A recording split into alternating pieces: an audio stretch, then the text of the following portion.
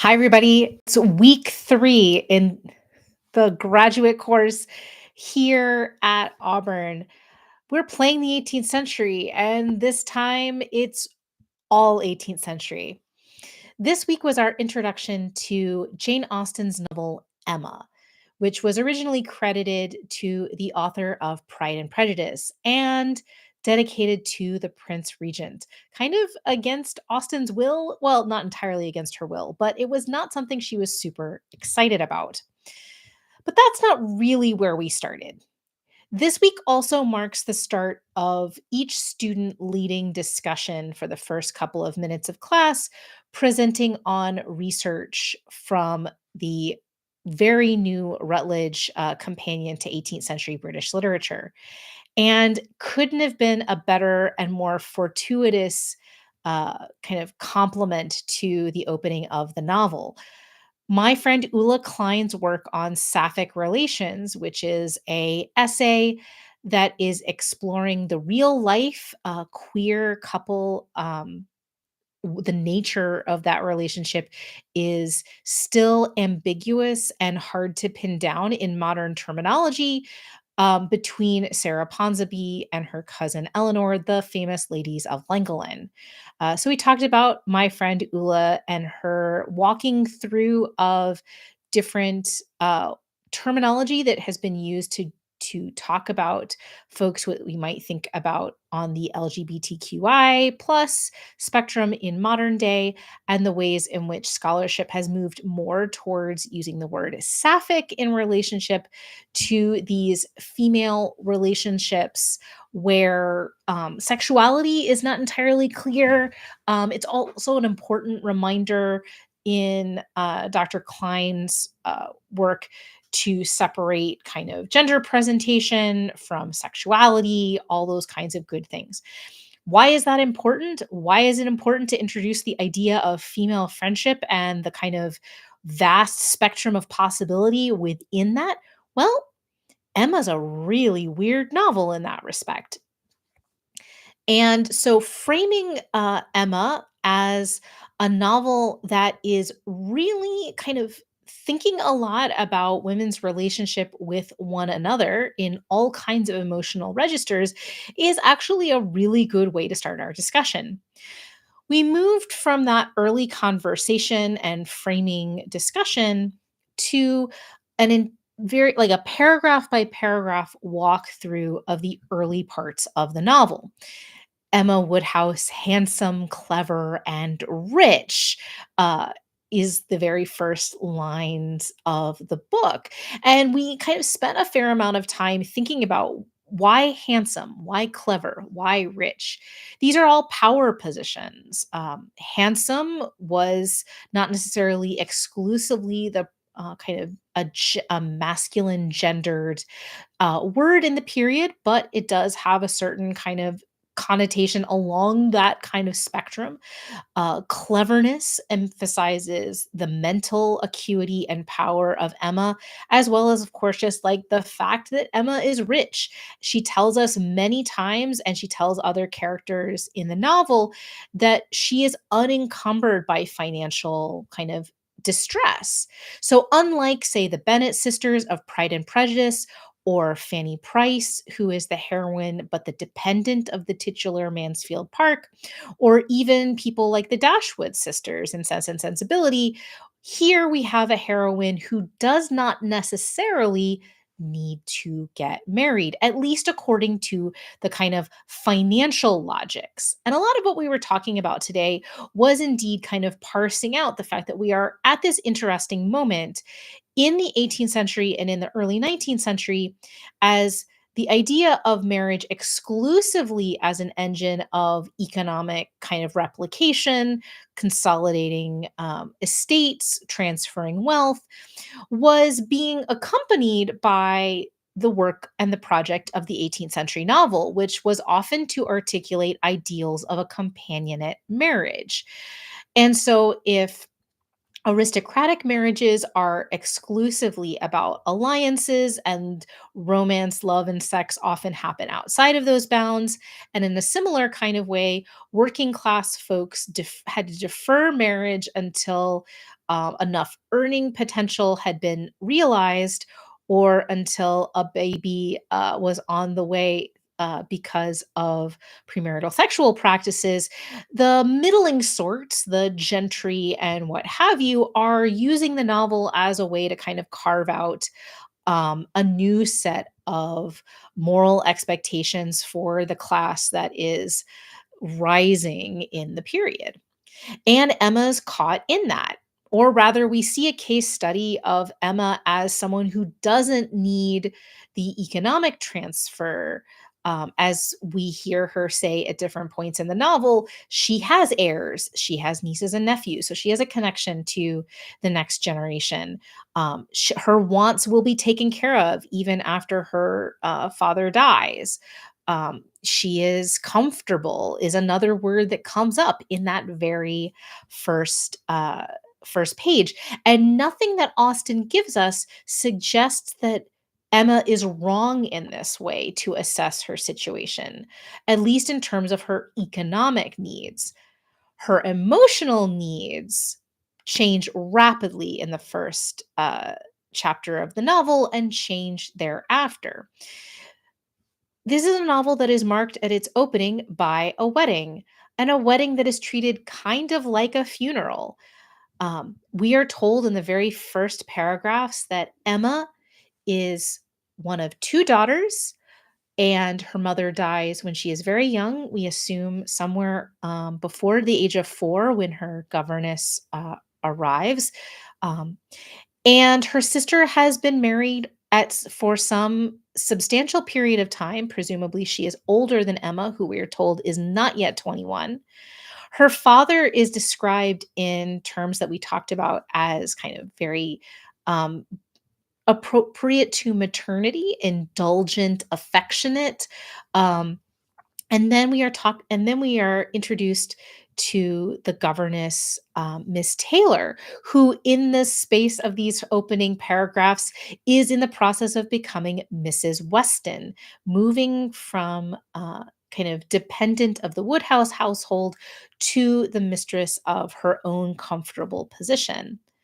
And as we've been told, the former Miss Taylor has spent a significant amount of Emma's life, 16 years, in the Woodhouse household.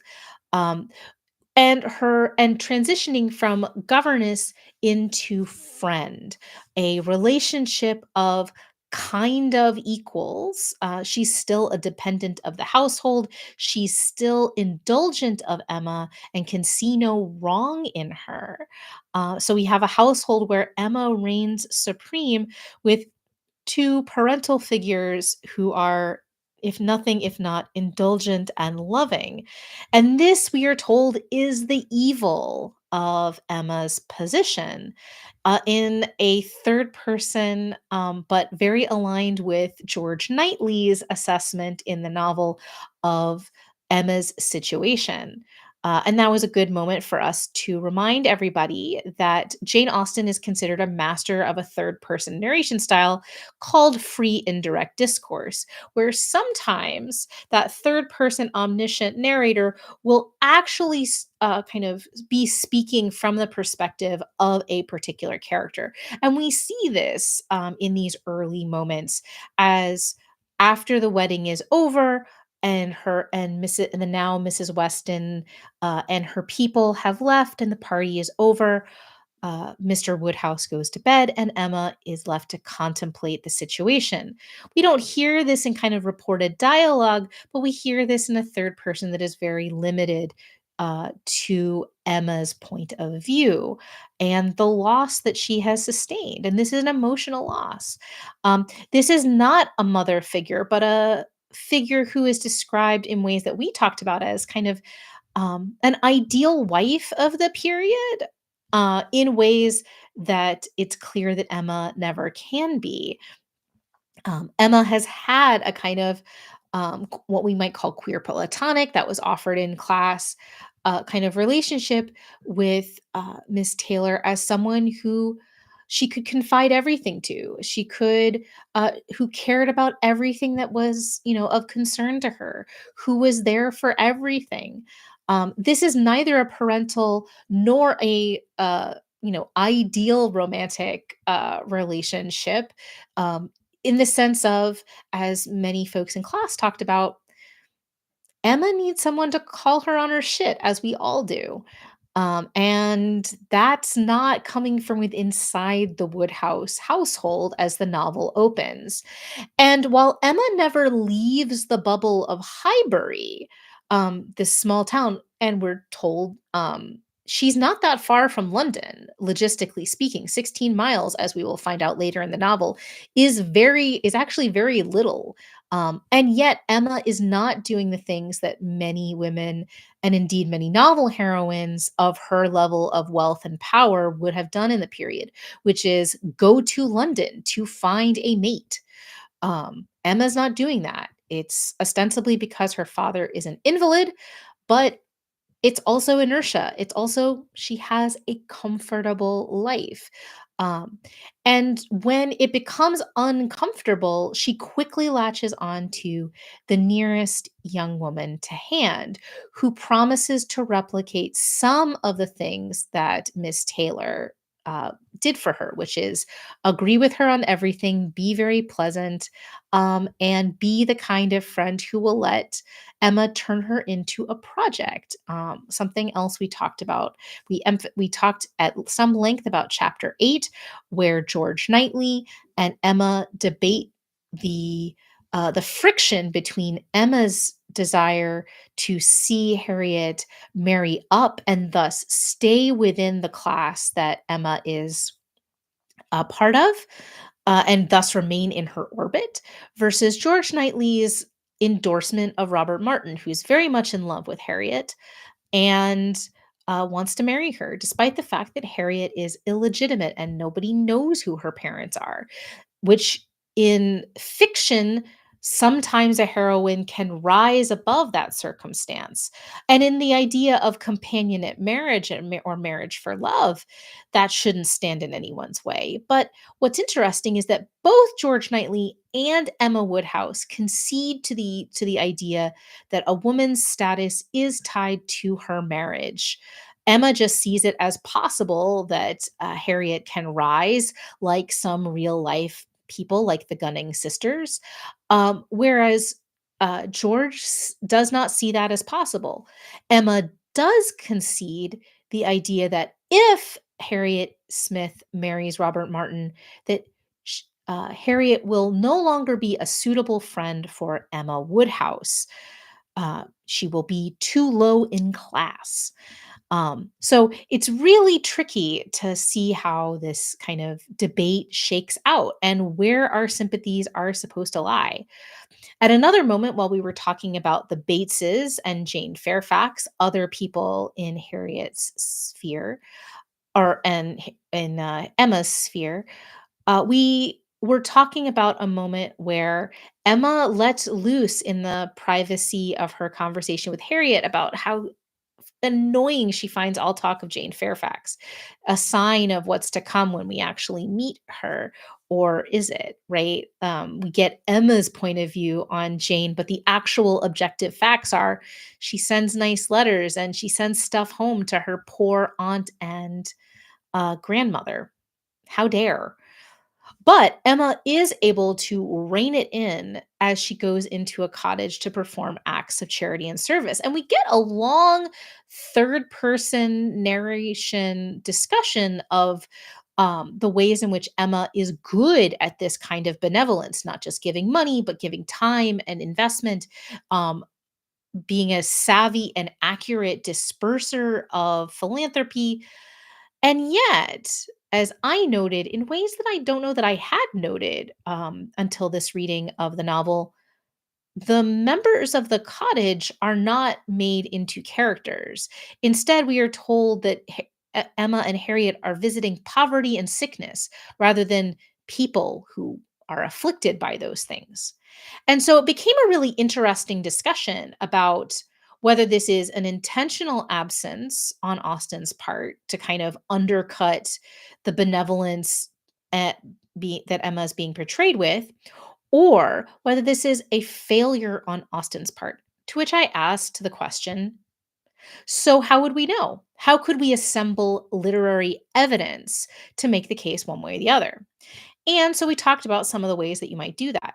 You might argue for Austen's inability to address this, or this as a, to use the ableist term, blind spot, that there's a hole in Austen's knowledge, by looking at the rest of her writing and how it relates to people of the working class or the servant class. There's the novel Longbourn, the modern adaptation of Pride and Prejudice from the servant's point of view, that very specifically attends to the fact that the servants are not often mentioned or personalized in Pride and Prejudice, for example. And as many students noted, the adaptations in film often do a better job of giving visibility to the act of servants, especially in the kind of most recent adaptations of Emma and Pride and Prejudice. And so that's the kind of where you go for some evidence about this just being Austen's bad, right? Austen's dropped the ball. On the other hand, students argued that you could look up kind of the other absences or moments of undercutting of Emma's good qualities throughout the novel in order to make a case for this being a kind of an intentional move on Austen's part, part of a pattern across the novel. And I think that was a really useful discussion for us to have in terms of, how do we assemble evidence, both textual evidence, and then, of course, like the next step would also be like to look into, what have researchers who have done deep dives into Austen's relationship to class or to working class or to any of those kinds of things, whether other people have found some interesting parallels from other texts or things from the period that might illuminate our understanding. And that was a really fruitful part of the conversation as well. We did not get to the part where one student really wanted to talk about parallels to Shakespeare, but I think that'll be coming in the fullness of time. All in all, it was a really good orienting discussion of who Emma is, who this novel is framing her as. What is the kind of I want song that we might put in Emma the musical, a thing that actually exists and probably exists in more versions since I last worked on adaptations of Austen for off Broadway musicals, in a former lifetime. But that there is a whole bunch that we can um, already start to get and also start to kind of tease out. I did not plant the seed directly, but I will with you that this is a reminder that Emma is a very intentional choice in this class because it is playful, it is a game, it is a mystery appropriate for the fact that one of the other things we talked about today was social deduction games. I mean, in some ways, Emma is a social deduction game. We're playing it at a remove and kind of with a hand tied behind our back because this is not a society that we are intimately familiar with from birth. But also, Emma is learning new ways to navigate and new pitfalls as she comes of age. I mean, this is a novel of development. Uh, in the same way that some of my students argue that Emma is potentially ace or demisexual because she's looking for the kind of things that many of us would associate with romantic relationships, but instead looking for them in romantic friendships, in familial relations, in other spaces, and believes very strongly, especially at the opening of this novel, that her emotional needs can and will always be fulfilled by those relations. We know this is a marriage plot novel, and so something's going to trip the switch for Emma to make her believe very strongly a new conviction that no, in fact, not all of her emotional needs are being met in those kinds of ways. But we are very much dealing at the top of Maslow's hierarchy of needs in this novel. A woman who, as we are told in the very first sentences, has everything that anyone could ever want. and finds that there are some things that she did not bargain for. And as I say to my students, all of us in the classroom, and probably if you're patient enough to be listening to this, you probably are also the kind of person who is a planner and a thinker and a deep detail person. And we are exactly the kinds of people who get caught off guard by the thing we did not plan for. And that's kind of what Emma is, or at least that's how I'm seeing it these days. Um, One last new parallel that came up in conversation that was a new one for this particular reading of the novel for me, which is while discussing Miss Bates. Miss Bates is, of course, the maiden aunt. We know that she's old enough to have a grown up niece that doesn't really pin down her age very well. We know she is taking care of her invalid, widowed mother. And we know she talks a lot. We are told through Emma's kind of reportage that Miss Bates is liked by everyone. And we talked about that as a kind of survival strategy. This is, in some ways, a little bit kind of there's something resonant about respectability politics, or at least a kind of akin to that kind of strategy of trying and often failing to appease everyone, right? Miss Bates still gets on Emma's nerves precisely because she doesn't get on anyone's nerves. Everyone likes her. And as we know, this is because she's a dependent. As I said in class, she's kind of a walking GoFundMe. She is dependent for the little luxuries of her life on the big houses, on the Wood houses and the Knightleys in particular. And so she's not deceptive, per se, but she's self-effacing, removing the kinds of anything that might cause friction. And it was interesting that a student kind of made the parallel with the kind of emotional work that Emma does among her own family, making sure when the Knightleys visit that everybody's conversations go off without a hitch, even though these are all highly irritable personalities that are all in the same room. And it's worth noting that, like, emotional labor is, of course, originally about the labor that like, your waitress needs to smile at you because they need you to tip, but we're talking about a period where a lot of gentry women's labor was exactly this, right? Emma is the mistress of the household. So, yeah, emotional labor is kind of her deal. But the stakes for her are more about discomfort, right? She has a safety net. This is just, is the evening going to go well? Whereas the stakes for Miss Bates are quite high. The safety and security of her mother and her niece depend on her ability to remain kind of liked and, considered uh, useful, at least in terms of uh, being likable and kind to others, even though she can give kind of nothing else. She does not exist in a kind of capital exchange. She has no power. And that's one of the first things that we learn about her. And so, um, it was interesting because we were talking about kind of different potential foils for Emma. Jane Fairfax is an obvious one, but my students also suggested the ways in which many of these other characters are, if not strictly speaking foils, they're operating as kind of snippets of lives not lived or possibilities for future lives. Emma is surrounded by women who she thinks about largely in relationship to herself. I am not Miss Bates because I have money. And thus, here's how my life is different. All of these kinds of things. Harriet needs to marry, but I don't, again, because I have money. And we haven't seen her yet kind of do a whole lot of comparing herself to Jane Fairfax, but, seemingly inevitable, or at least people are doing it all around her, and probably have been doing for some time. Well, more on that as we move forward. Next week, we're going to continue to read Emma, but our time in class is going to focus on a Kagematsu hack um, that is Austen inspired, called A Single Man in Possession of Good Fortune. And you'll find the full attribution in the description to this live stream. And what I love about this is, well, I'm not going to tell you all the things I love about this because spoilers. But what I did say to my class is Kagematsu and A Single Man in Possession of Good Fortune are both games about the asymmetry of power.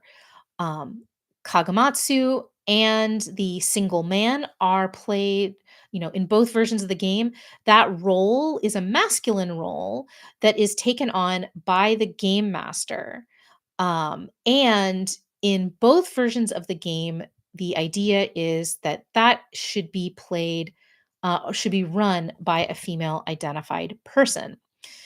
And so I got really excited about running this game, and I was talking about it with a bunch of people, and it became very clear as we were talking about it and spitballing how it might work in a classroom setting that while I am a female identified person, I am also in the power position in the class. So I'll be helping facilitate in terms of like making sure everybody kind of remembers the rules and things like that. But the actual role of the single man will be played by, luckily, there is an experienced young female identified graduate student in the class who can run. And so we're going to be checking in later this week after she takes a look at the rules.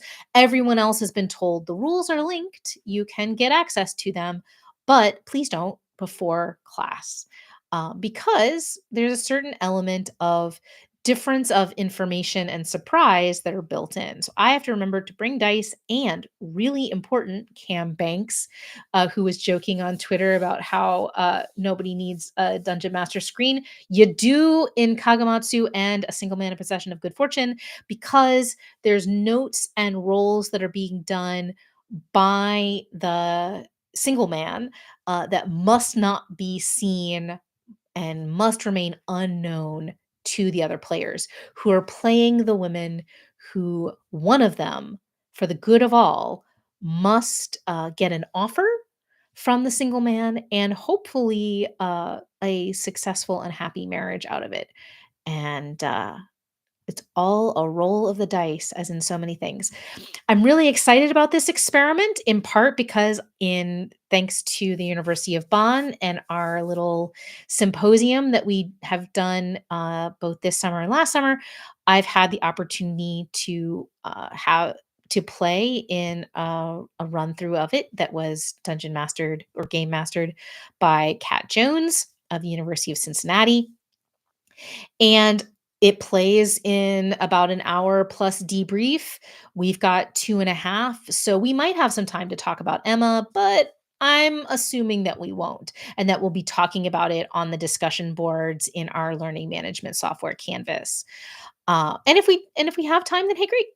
But I'm excited for the kind of very first experience beyond uh, for the queen, that we will have together in class in terms of role playing games.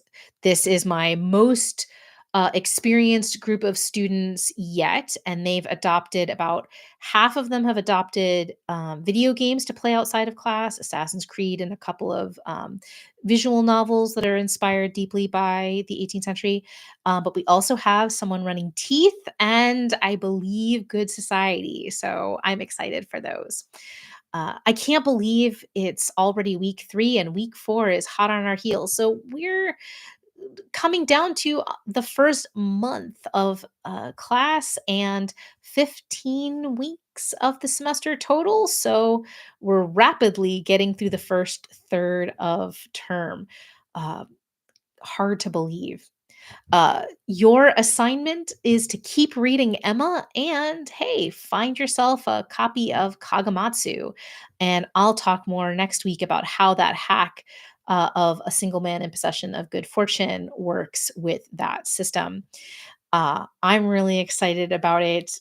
Fingers crossed. Every experiment is a good experiment. Even if failure is something we can talk about, these are the things that I believe very strongly. Feel free to put questions or responses down below if you've got questions and curiosities. I'm still working on uploading the syllabus to Humanities Commons, but that should be available soon. I've got to do some redacting of the full version for some various kinds of logistical reasons. But until next week, I hope you take care and uh, my message to my students is my message to all of you. Make sure you're getting rested in the ways that you need. Take care of your body mind as best you can. Ciao, guys.